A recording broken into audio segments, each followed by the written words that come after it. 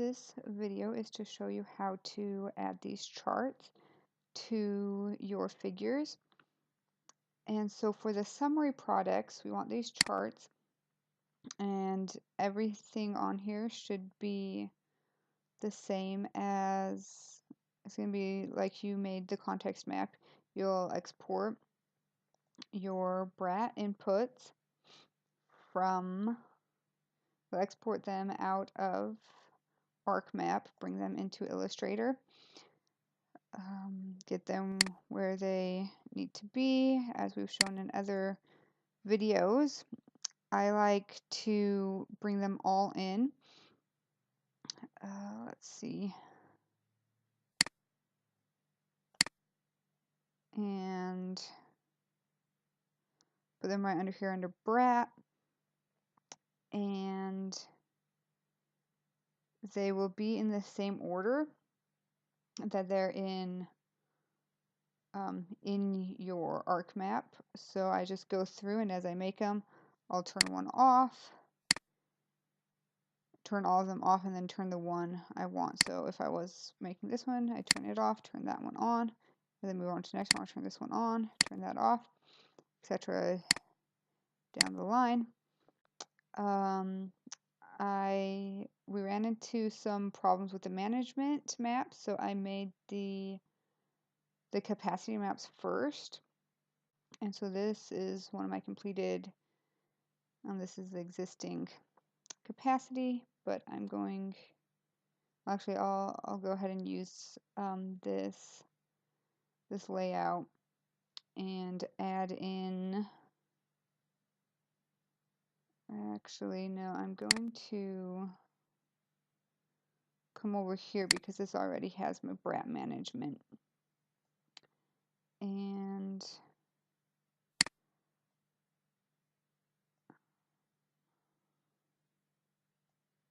I'll go ahead and show you what we need to do to make these charts like the one that's there. So first thing we need to do is to go to ArcMap, and I forgot to mention, and I did not check on this one, but you always, when you're making a map, want to check the coordinate system. Generally we use the NAD 1983 UTM zone, and then whatever zone it's in, you can check your hillshade and see what that is in. So if I go down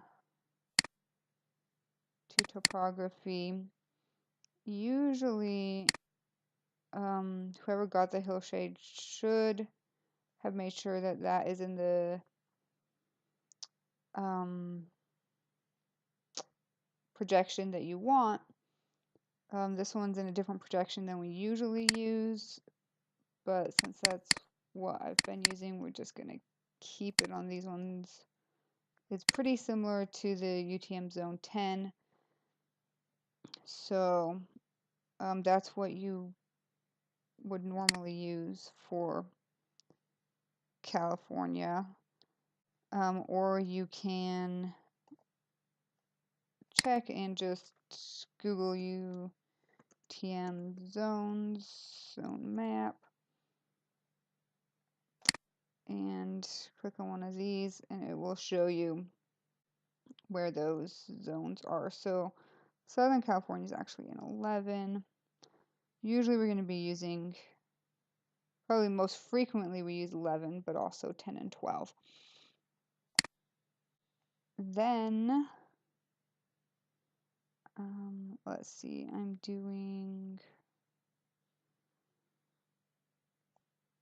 working on the conservation map currently, and apparently ArcMap froze.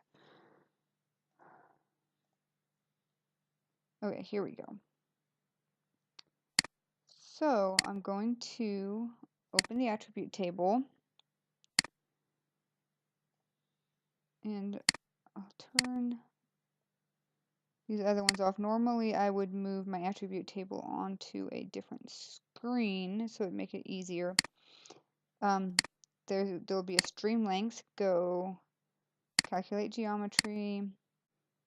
Make sure it's in the coordinate system you're using. Hit OK. Yes. These have already been calculated. So that's good that these haven't changed. Someone already got these stats for me, but I'll go ahead and go through how you will do this. So we'll look here, and we want to select by attribute, and we want to match what's right there. So it's going to be towards the bottom. OPBRC_CR equals get unique. And we're going to go with easiest. Hit apply. Make sure we got the green there. It's the green ones that have been highlighted. Then open an Excel sheet, and I've got easiest, straightforward, strategic, long-term, and then other. So you want to get those. You want to have a column for string length in kilometers, as well as in miles. And this is just going to be converted, and then percentage. So we have those selected. Hit stats. You want this number right here, 32, because we're doing meters, but we're going to put it in kilometers. It's going to be 32.956. 956. And then bring that over, and you'll do that for all of the categories there. Then, once you have that, you want to use the ones that are in miles. So I will select my categories, then hit Control, select those in miles, insert, chart.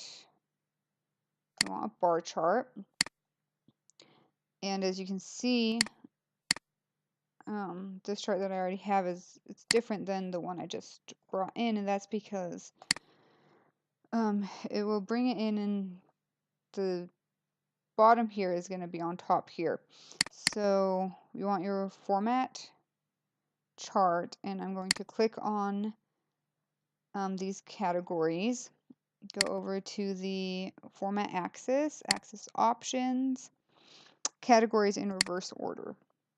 Then that moved these to the top, so I will select them, go to labels, and click on high. So now those are pretty similar. For bar charts, you will need to change the color in Excel, or you will not. It brings them all in together if they're the same color, and you will not be able to change them individually in Illustrator if you do not change them first in Excel. So as you can see, that's already been done on that chart.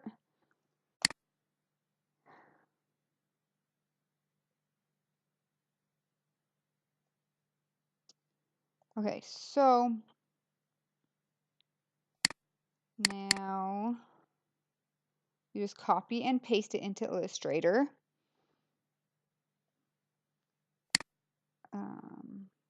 Select the chart, object, clipping mask, release.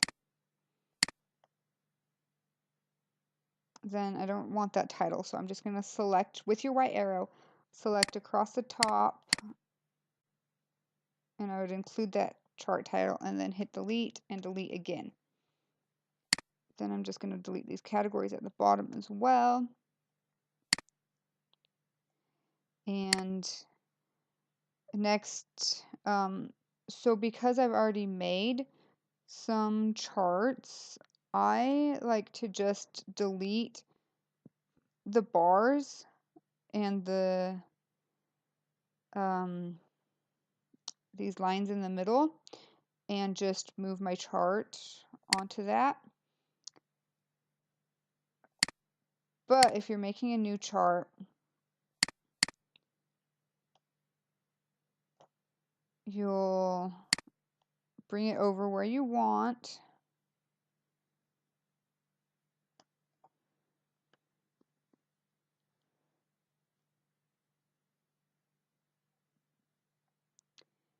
And part of the reason I just keep these numbers here is so I don't have to change the text again, because obviously those are gray and they're a different font. But the font you'll want for your numbers is going to be Arial Narrow 9 over here as well. And one thing to note is when you're resizing your chart, you do not want to resize the numbers unless you are hitting. So if I'm resizing the whole thing, you take your black arrow, and if you hit shift, it will keep that so that the X and Y axis change at the same rate. And if you are changing it in while holding down shift, you can select the numbers as well. But say if I'm just going to make this chart not as tall and just use the black arrow, push it up like that, it's going to skew my numbers. And you don't want that to happen, because even when you go back in and change the font, it will still have your numbers skewed. And that's part of why I just like to leave the numbers that I already have and my axes. I just like to leave it in from the chart before, so I don't have to worry about skewing those numbers. But if you're making your first chart, you'll just have to be careful, and you can go in and the bars have a clipping mask around them still, so I'm just going to go in and select you see a black line there, and just hit delete. And because there's 4 bars, there's going to be 4 of them. So I got all of those deleted. Now I'm going to, if I go in and just select my bars, and you'll want to make sure you select this compound path as well, which are your axis lines. Then if you want to make it longer or shorter, you can do that without skewing the numbers. I actually have it the size I want it right now, so I'm not going to change anything. But if you do that, so I'll hit Control Shift Z. You can hit Control Z to undo, Control Shift Z, redo. Now you see your numbers on your axis right here are not lined up. So then what you just have to do is go in and move all of those. So it's a kind of a pain that Illustrator skews those like that. And so you have to remove them anytime you want to resize just the chart. But I'm going to go ahead and delete my my numbers and my labels over here, and just leave the ones that were there Okay, now that I've done that, I need to, actually, I think I'm going to bring these over a little bit, and I will resize it a little bit, so I'm going to scoot it over. Whoops, as you can see, I missed that path right there. I need to move it as well. Move it down a little bit. Right there, looks good. Now, because I left the numbers from the previous chart, I have to go in and change them so that they are actually the correct numbers. So you'll want your Excel. Oh, that's funny. I did something and it changed it, made 10 instead of 20. If that happens, you can go back in here to units, and I want it 20, every 20 instead of every 10. So then I'm going to go and make sure that these match on here. So that's 100. And it's good to have them both up at the same time so you can see. And I'm just going to get rid of one of these because my last chart had extra. And then I'll go through and make sure these line up.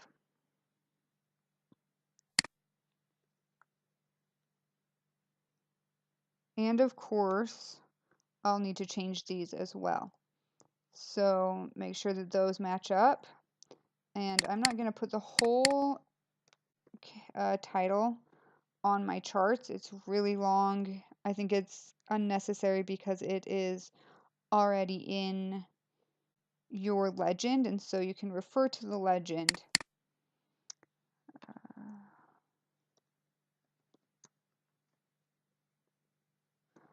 Instead of typing out the whole thing on all of them.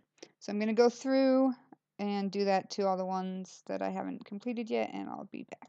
Okay, so I've got those lined up down here, and it's best to use your arrows to do that instead of your arrows on your keyboard instead of your mouse, because if you just hit right or left, it'll keep it from moving up or down, which is hard to do if you're just using the mouse. So now I want these to line up. So you're going to select all of them, go to line,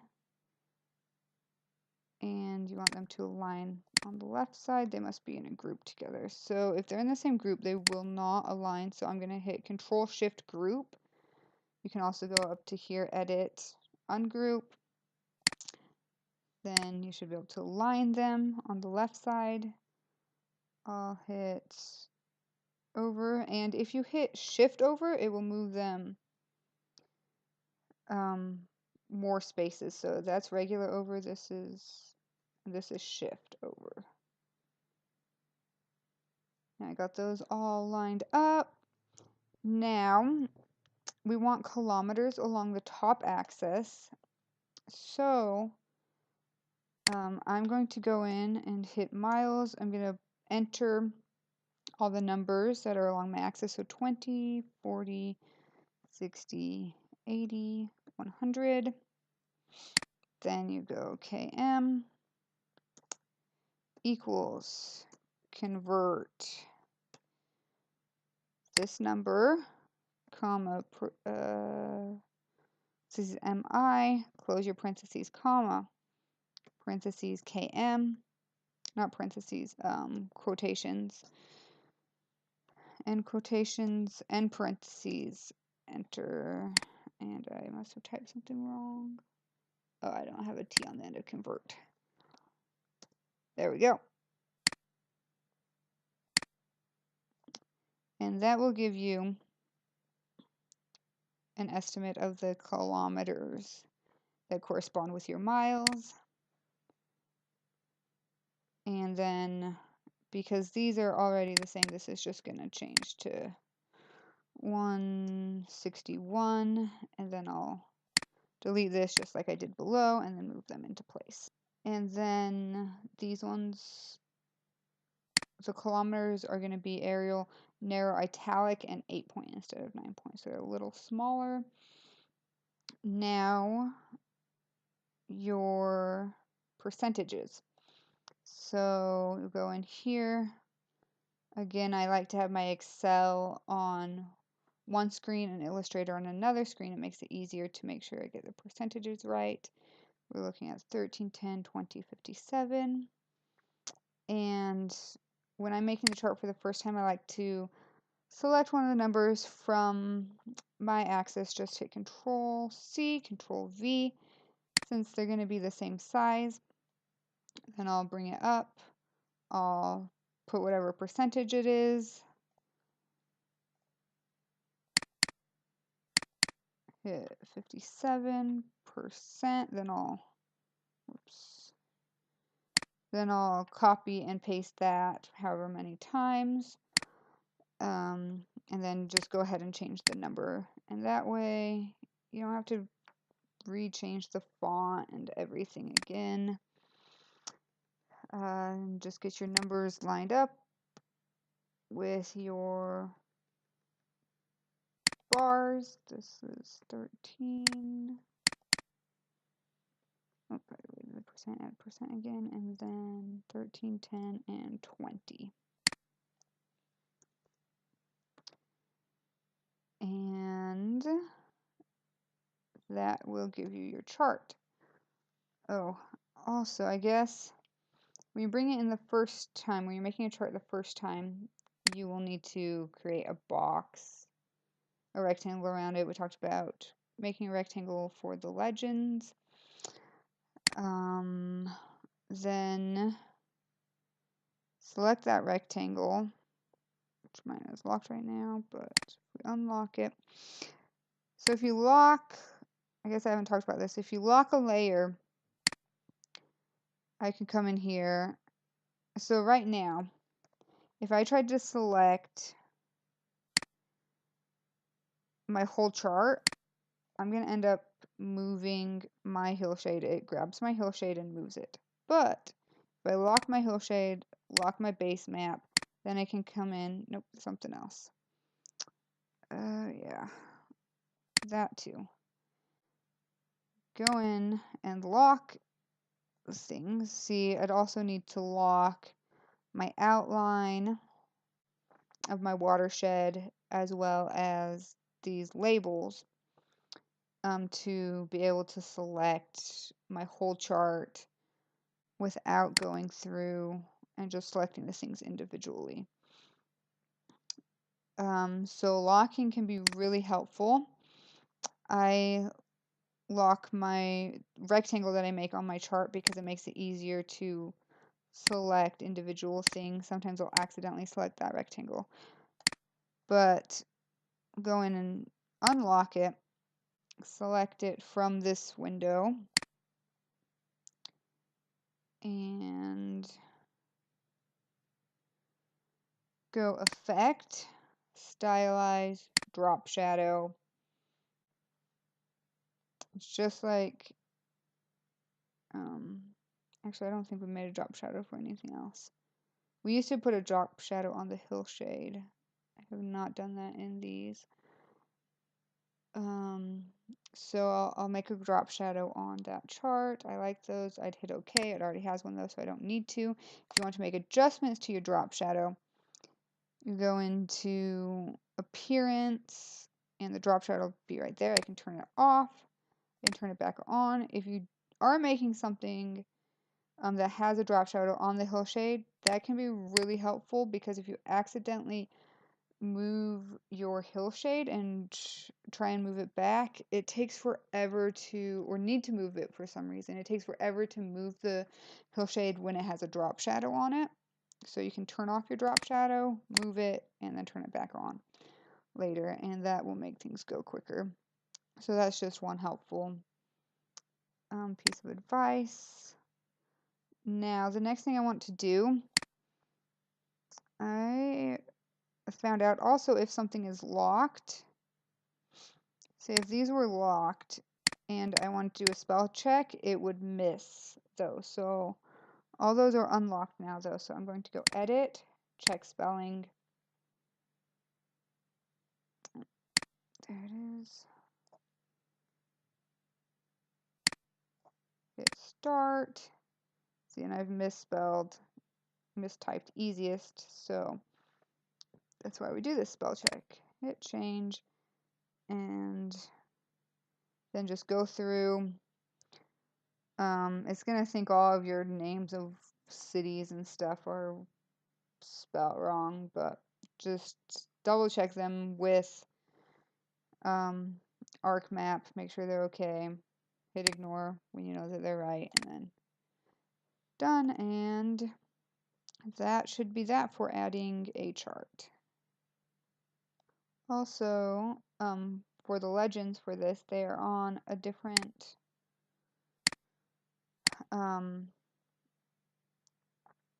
Illustrator file than the one for the Atlas maps, but it is found in the same place. If we go Common Legends under Joe Figure Building Blocks, it's the Brat Legends 1018, unless it's updated, and there will be a more recent version, but right now that's what we're using. So you can get your charts, add them the same way as we did for the Atlas. Then I'm going to show you one more thing with the charts. I'm going to do a few things with it first, but for your unsuitable or limited dam building, you're often going to run into this where, oh, that's goofy. Oh, I changed something, so this sum, I cut, these were in a different order than I wanted, so I went cut and then paste insert, and now it is not reading it correctly, so I want to change this to 2. There we go. That looks better. So your dam building possible is 98%. And so if I change this chart so it includes that, you cannot tell the other categories. So I'm going to have, let's see if I have this up. Right here. I'm going to add a chart that has 2 different axes. One that just includes the dam building possible, and then one that is smaller for these other categories where dam building is limited or not probable or possible. And so I'm going to exclude that from this chart. Wow, that is very limited. 2, highest is 2 miles for a limited slope. And then I'm going to insert another chart that is just my dam building possible.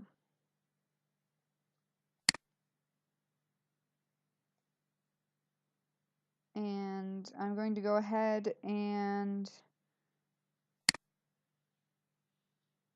add these in and make the changes I need to them, and then I will continue from there with this video.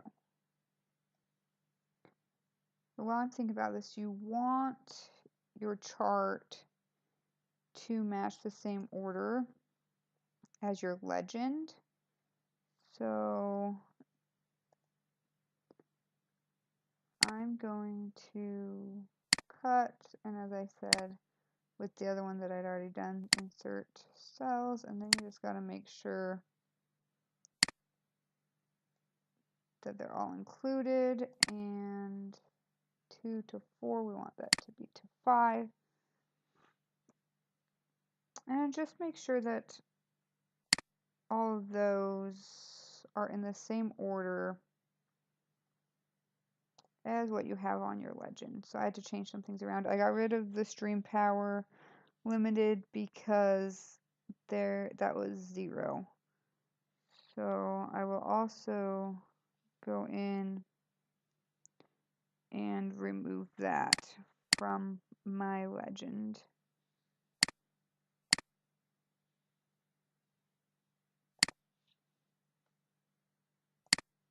Because there were no areas that stream power was limiting. So yeah, just double check that, and then you might have to go in and change the colors again,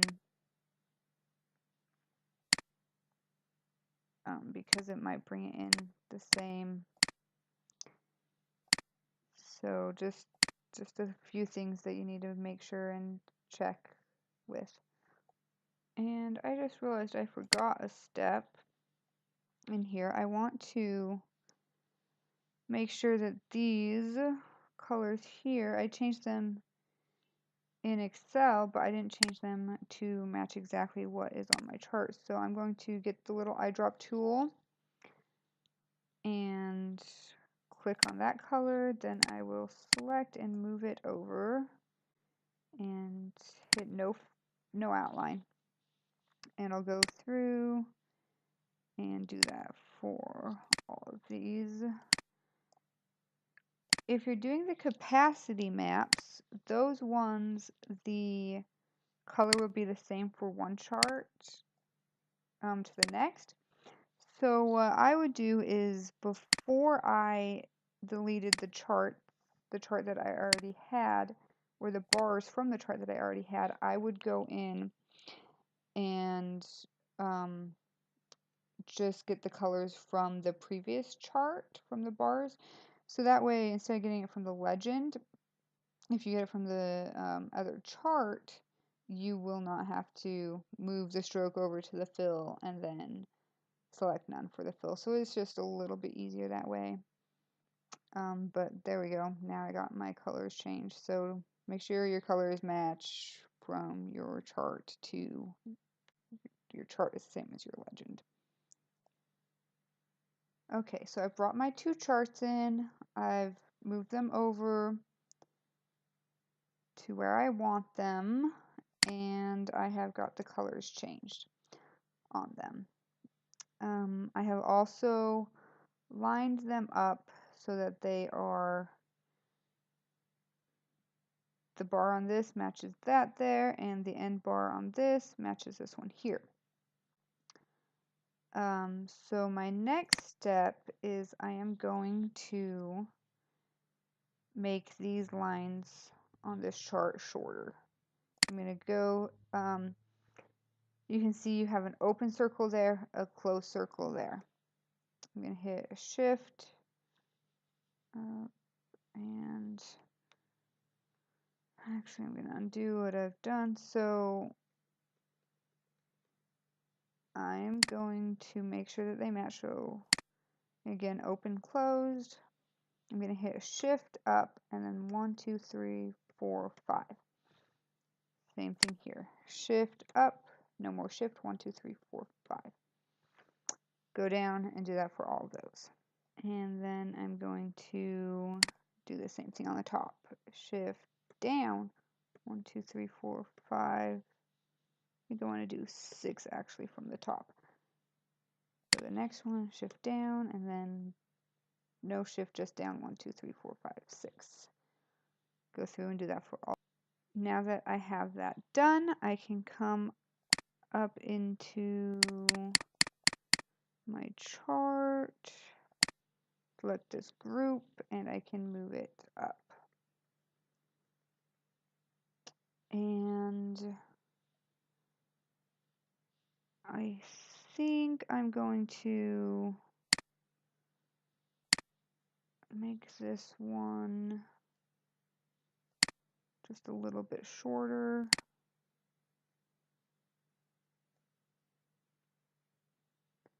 Like that. Now I can come in and select one of these bars, transform. I can see that the height is about 16.25, so I'm going to come in, whoops, not select it, and that one's a lot fatter, so I'm going to make sure and unclick this link. That keeps the proportions the same if it's linked. I do not want the proportions to stay the same, so if that was clicked and I went 16.25, it would also make it shorter, which I definitely do not want to have happen. I must have type something wrong. 16.25. There we go. So now that width matches the width on my other bars. I want all of these shorter again. So I'm going to go through, and I think what I'll do this time, if I go into this group, I have both of those selected. I can shorten it. Grab my compound path, and I'm just going to shorten it like this. Move it down, shorten it a little more, like so. Then I can go in and see. Height is 21.785.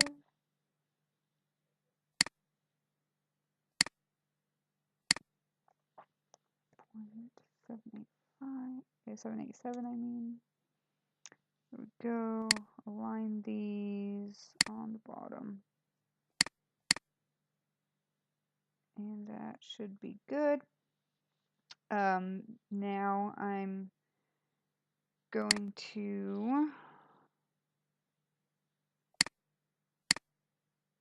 go down here. I don't need all of those. I just 1, 2, 3, 4. 1, 2, 3, 4. Control copy, Control C, Control V. Then I'm going to move these over, line them up, put those right here. So then we have the two different axes. Obviously, I need to change these numbers, but I'll just go in, change the numbers, change the percentages, everything else is the same. So that's how, then that will give you more information. You can actually see that there's not very much limiting, but the most limiting thing would be slope. So obviously I need to change these here, I need to change the axis here, the axis here, the axis here, and these percentages, as I did in the earlier in the video on the other chart.